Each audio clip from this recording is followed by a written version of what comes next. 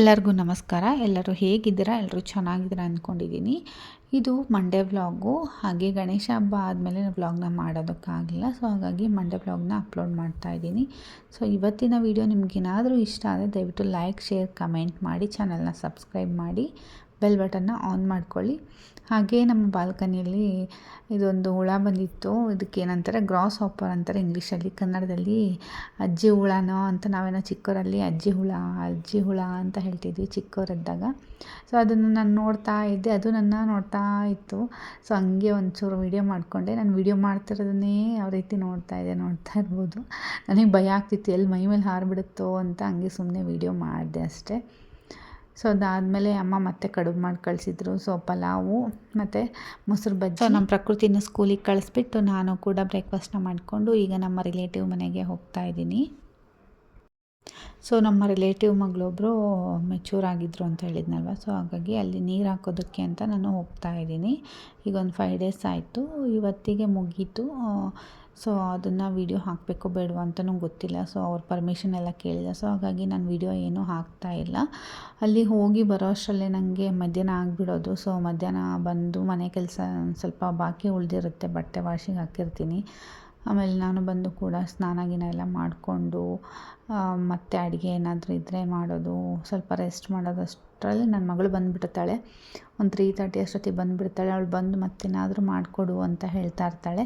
ಹಾಗಾಗಿ ಬನಾನ ತುಂಬಾ ಇತ್ತು. ನಮ್ಮ ಮಾವನೂ ಕೂಡ ಊರಿಂದ ತುಂಬ ಬನಾನ ತಂದಿದ್ದರು ಗಣೇಶ ಹಬ್ಬ ಆದಮೇಲೆ. ಸೊ ಅದು ಇತ್ತಲ್ವ, ಸ್ವಲ್ಪ ತುಂಬ ಮೆತ್ತಗಾಗಿಬಿಟ್ಟಿತ್ತು ಅಂತ ಬನಾನ ಪ್ಯಾನ್ ಕೇಕ್ ಮಾಡ್ತಾಯಿದ್ದೀನಿ. ಈ ಸಲ ಎಗ್ ಹಾಕಿ ಮಾಡ್ತಾಯಿದ್ದೀನಿ. ಮೊನ್ನೆ ರಿಲಯನ್ಸ್ಗೆ ಹೋಗಿದ್ನಲ್ವ, ಸೊ ಎಗ್ ತಂದಿದ್ದೆ. ಮಕ್ಕಳಿಗೆ ಎಗ್ ಕೊಡೋಣ ಅಂತ. ನಾನೇನು ಅಷ್ಟೊಂದು ತಿನ್ನಲ್ಲ, ನಂಗೆ ಇಷ್ಟನೇ ಆಗೋಲ್ಲ ಎಗ್ಗು. ಸೊ ಹಾಗಾಗಿ ಮಕ್ಕಳಿಗೆ ಕೊಡೋದಕ್ಕೇನೂ ಆಗೋಲ್ಲ, ಮಕ್ಕಳಿಗಾದರೂ ಕೊಡೋಣ ಅಂತಂದು ನನ್ನ ಹಸ್ಬೆಂಡು, ಅವ್ರಿಗಂತೂ ಸ್ಮೆಲ್ಲೇ ಆಗೋಲ್ಲ ನನ್ನ ಹಸ್ಬೆಂಡಿಗೆ. ನಾನು ವರ್ಷಕ್ಕೆ 1-2 ಅದು ಎಗ್ ಪಫ್ ಆ ಥರ ಎಲ್ಲ ಇದ್ದರೆ ಮಾತ್ರ ತಿನ್ನೋದಿಲ್ಲ, ಅಂದರೆ ಏನೂ ತಿನ್ನಂಗೆ ಆಗೋಲ್ಲ. ಸೊ ನನ್ನ ಮಕ್ಕಳು ಕೂಡ ತಿನ್ನಲ್ಲ. ಈ ರೀತಿ ಪ್ಯಾನ್ ಕೇಕ್ ಆ ಥರ ಮಾಡಿಕೊಟ್ಟಾಗ ಮಾತ್ರ ತಿಂತಾರೆ. ಬೇಯಿಸ್ಕೊಟ್ರೆ ಅಥವಾ ಆಮ್ಲೆಟ್ ಆ ಥರ ಏನಾದರೂ ಇಷ್ಟಪಟ್ಟು ಏನೂ ತಿನ್ನಲ್ಲ, ಇಷ್ಟನೇ ಪಡಲ್ಲ ಅದನ್ನು. ಸೊ ಪ್ಯಾನ್ ಕೇಕ್ ಆದರೆ ಸ್ವಲ್ಪ ಸ್ವೀಟ್ನೆಸ್ ಇರುತ್ತೆ, ಬನಾನ ಎಲ್ಲ ಹಾಕಿರ್ತೀವಲ್ವ. ಸೊ ಹಂಗಾಗಿ ಏನೂ ಅನಿಸಲ್ಲ, ಸುಮ್ಮನೆ ತಿಂತಾರೆ. ಸೊ ಅವರಿಬ್ಬರಿಗೆ ಮಾತ್ರ ಕೊಡ್ತಾಯಿದ್ದೀನಿ. ಸ್ವಲ್ಪನೇ ಮಾಡ್ತೀನಿ, ಜಾಸ್ತಿ ಮಾಡಲ್ಲ. ಇದಿಲ್ಲ ಅಂತಂದರೆ ನಾನು ಎಗ್ ಹಾಕಲ್ಲ ಜಾಸ್ತಿ. ಆ್ಯಕ್ಚುಲಿ ನೋಡಿರ್ಬೇಕು ನೀವು, ಇದೇ ಫಸ್ಟ್ ನಾನು ವೀಡಿಯೋದಲ್ಲಿ ಎಗ್ ಯೂಸ್ ಮಾಡ್ತಾ ಇರೋದು. ನಾನು ಜಾಸ್ತಿ ಅಂದರೆ ವೀಟ್ ಫ್ಲೋರ್ನ ಯೂಸ್ ಮಾಡ್ತೀನಿ, ಇಲ್ಲ ಅಂತಂದರೆ ಮೈದಾ ಯೂಸ್ ಮಾಡಿ ಪ್ಯಾನ್ ಕೇಕ್ ಮಾಡಿಕೊಡ್ತೀನಿ. ಅದಕ್ಕಿಂತ ಇದು ಅಷ್ಟು ಹಂಚಿಗೆ ಹಿಡಿಯೋದಿಲ್ಲ. ಎಗ್ ಪ್ಯಾನ್ ಕೇಕ್ ಮಾಡ್ತೀವಲ್ವ, ಸೊ ಹಂಚಿಗೆ ಹಿಡಿಯೋದಿಲ್ಲ ಅನ್ನೋದಕ್ಕೋಸ್ಕರ ಸ್ವಲ್ಪ ಎಗ್ ಹಾಕಿದ್ರೆ ಚೆನ್ನಾಗಿ. ಇದಕ್ಕೆ ವೀಟ್ ಬೇಕಿದ್ದರೂ ಹಾಕ್ಕೋಬೋದು ನೀವು. ಸ್ವಲ್ಪ ಗೋಧಿ ಹಿಟ್ಟು ಹಾಕಿ ಮಿಕ್ಸ್ ಮಾಡಿದ್ರೆ ಇನ್ನೂ ಚೆನ್ನಾಗಿರುತ್ತೆ.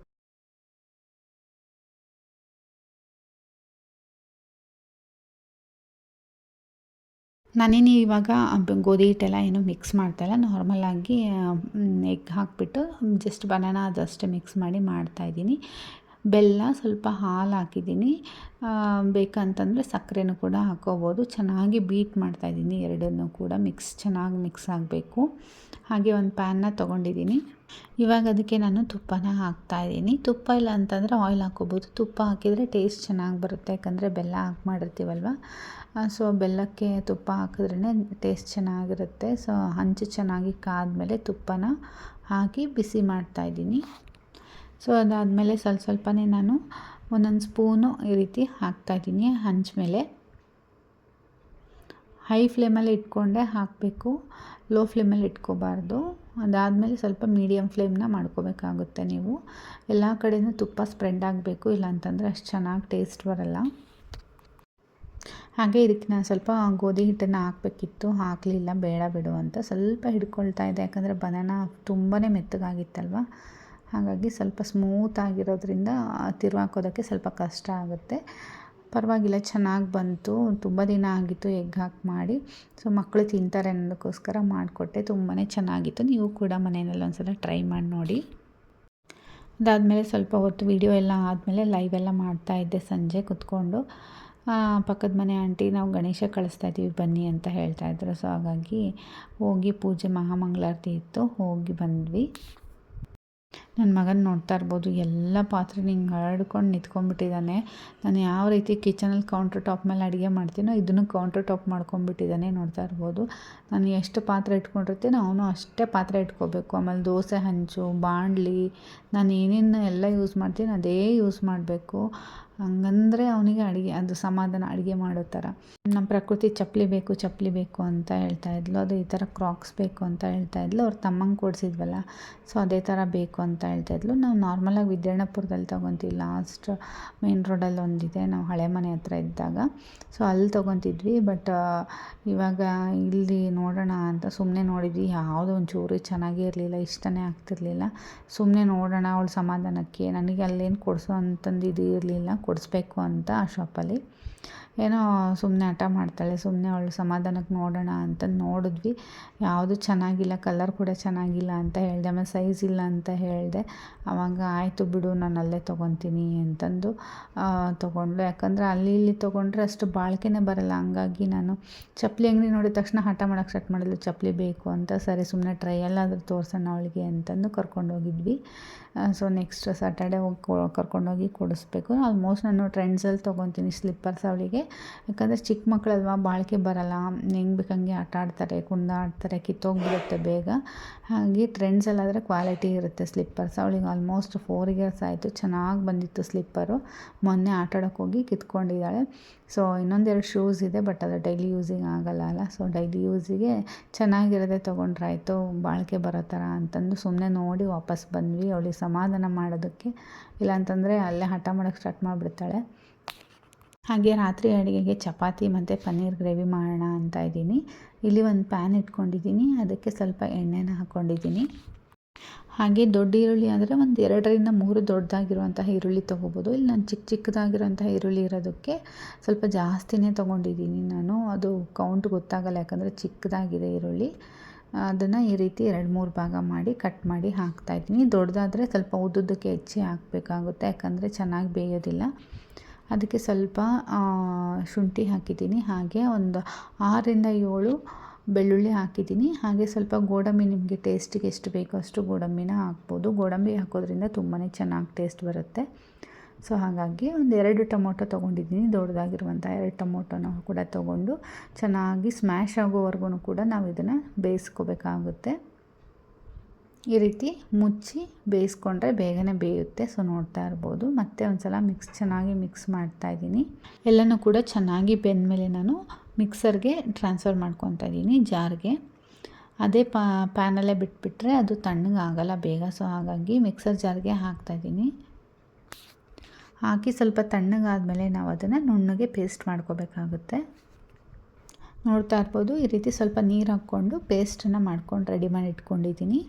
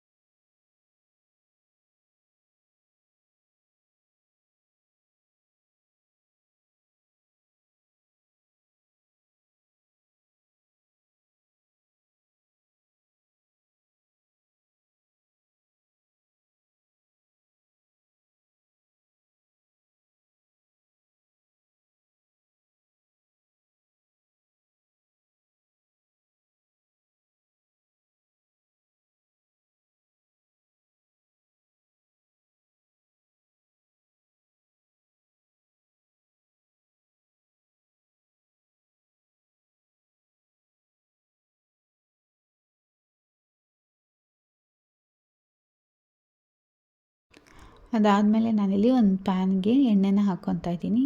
ಸ್ವಲ್ಪ ಒಂದು 2-3 ಟೇಬಲ್ ಸ್ಪೂನಷ್ಟು ಎಣ್ಣೆನ ಹಾಕ್ಕೊಂಡ್ರೆ ಸಾಕು. ಎಣ್ಣೆ ಚೆನ್ನಾಗಿ ಕಾದ್ಮೇಲೆ ನಾನಿಲ್ಲಿ 1-2 ಪಲಾವ್ ಎಲೆ, ಹಾಗೆ ಒಂದು 3 ಚಕ್ಕೆ, 3 ಲವಂಗ, ಹಾಗೆ ಒಂದು 3 ಏಲಕ್ಕಿ, ಒಂದು ಸ್ಟಾರ್ ಮೊಗ್ಗನ್ನು ಹಾಕ್ತಾಯಿದ್ದೀನಿ. ಅದಾದಮೇಲೆ ಕ್ಯಾಪ್ಸಿಕಮ್ಮು ಮತ್ತು ಈರುಳ್ಳಿಯನ್ನು ಸ್ವಲ್ಪ ದೊಡ್ಡದಾಗಿ ಹೆಚ್ಕೊಂಡಿದ್ದೀನಿ, ಅದನ್ನು ಕೂಡ ಹಾಕಿಬಿಟ್ಟು ಫ್ರೈ ಮಾಡ್ಕೊತಾ ಇದ್ದೀನಿ.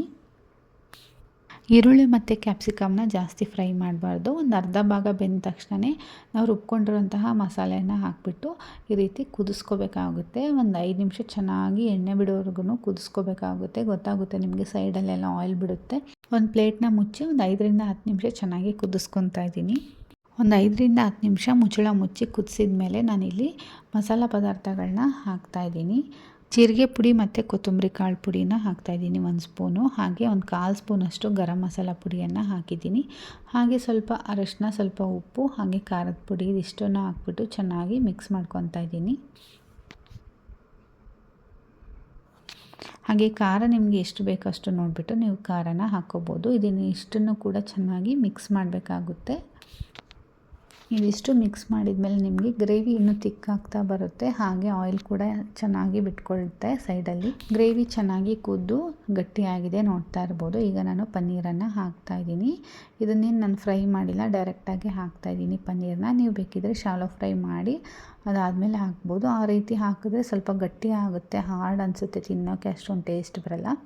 ಸೊ ಹಾಗಾಗಿ ನಾನು ಹಸಿ ಪನ್ನೀರನ್ನೇ ಈ ರೀತಿ ಹಾಕಿ ಮಿಕ್ಸ್ ಮಾಡ್ತಾಯಿದ್ದೀನಿ. ಹಾಗೆ ಒಂದು ಸ್ವಲ್ಪ ಹೊತ್ತು ಮುಚ್ಚಿ ಕುದಿಸ್ಬೇಕು. ಅದು ಕುದಿಯೋ ಅಷ್ಟರಲ್ಲಿ ನಾನಿಲ್ಲಿ ಸ್ವಲ್ಪ ಕಡಲೆ ಪುಡಿಯನ್ನು ಹಾಕ್ಕೊಂಡಿದ್ದೀನಿ. ಹುರಿಗಡಲೆ ಪುಡಿಯನ್ನು ಹಾಕಿ ಸ್ವಲ್ಪ ನೀರನ್ನು ಹಾಕ್ಕೊಂಡಿದ್ದೀನಿ. 1 ಸ್ಪೂನ್ ಅಷ್ಟಾದರೆ ಸಾಕು. ನಿಮಗೆ ಫ್ರೆಶ್ ಕ್ರೀಮ್ ಇಲ್ಲ ಅಂತಂದರೆ ಈ ರೀತಿ ಮಾಡ್ಕೋಬೋದು, ತುಂಬಾ ಟೇಸ್ಟ್ ಬರುತ್ತೆ. ಸೊ ಫ್ರೆಶ್ ಕ್ರೀಮ್ ಇಲ್ದಿರೋದಕ್ಕೆ ನಾನು ಸ್ವಲ್ಪ ಕಡಲೆ ಪುಡಿಯನ್ನು ಈ ರೀತಿ ಹಾಕಿ ಮಿಕ್ಸ್ ಮಾಡ್ತಾಯಿದ್ದೀನಿ. ಗ್ರೇವಿ ಇನ್ನೂ ಕೂಡ ತಿಕ್ಕಾಗುತ್ತೆ, ಹಾಗೆ ಟೇಸ್ಟ್ ಕೂಡ ಡಿಫ್ರೆಂಟಾಗಿ ಬರುತ್ತೆ. ನೀವು ಒಂದು ಸಲ ಟ್ರೈ ಮಾಡಿ ನೋಡಿ. ಹಾಗೆ ಫ್ರೆಶ್ ಕ್ರೀಮ್ ಇಲ್ಲ ಅಂತಂದರೆ ಈ ರೀತಿ ಮಾಡ್ಕೋಬೋದು. ನೋಡ್ಬೋದು, ಈ ರೀತಿ ಚೆನ್ನಾಗಿ ಮಿಕ್ಸ್ ಮಾಡಿಕೊಂಡ್ರೆ ಆಯಿತು. ಒಂದೊಂದು ಸ್ವಲ್ಪ ನೀರು ಹಾಕ್ಕೊಂಬಿಟ್ಟು ಕನ್ಸಿಸ್ಟೆನ್ಸಿನ ಮಿಕ್ಸ್ ಮಾಡ್ಕೋಬೋದು. ಹಾಗೆ ಮತ್ತೆ ಒಂದು ಸ್ವಲ್ಪ ಹೊತ್ತು ಕುದಿಸ್ತಾ ಇದ್ದೀನಿ. ಎಷ್ಟು ಚೆನ್ನಾಗಿ ಕುದಿಸ್ತೀರೋ ಅಷ್ಟು ಟೇಸ್ಟ್ ಚೆನ್ನಾಗಿ ಬರುತ್ತೆ. ಸ್ವಲ್ಪ ಸಕ್ಕರೆ ಬೇಕಿದ್ದರೆ ಹಾಕ್ಕೋಬೋದು. ನನ್ನ ಹಸ್ಬೆಂಡಿಗೆ ಸ್ವೀಟ್ ಆದರೆ ಅಷ್ಟೊಂದು ಇಷ್ಟನೇ ಪಡಲ್ಲ, ಸೊ ಹಾಗಾಗಿ ಸಕ್ಕರೆ ಹಾಕಲ್ಲ. ಸ್ವಲ್ಪ ಲೈಟಾಗಿ ಶುಗರ್ ಟೇಸ್ಟ್ ಇದ್ದರೆ ತುಂಬಾ ಚೆನ್ನಾಗಿರುತ್ತೆ ಪನ್ನೀರು. ನಮ್ಮ ಹಸ್ಬೆಂಡ್ ಇಷ್ಟಪಡೋದಕ್ಕೆ ನಾನು ಹಾಕಿಲ್ಲ, ನೀವು ಬೇಕಿದ್ದರೆ ಹಾಕ್ಕೋಬೋದು. ನೋಡ್ತಾ ಇರ್ಬೋದು, ಗ್ರೇವಿ ರೆಡಿ ಆಯಿತು.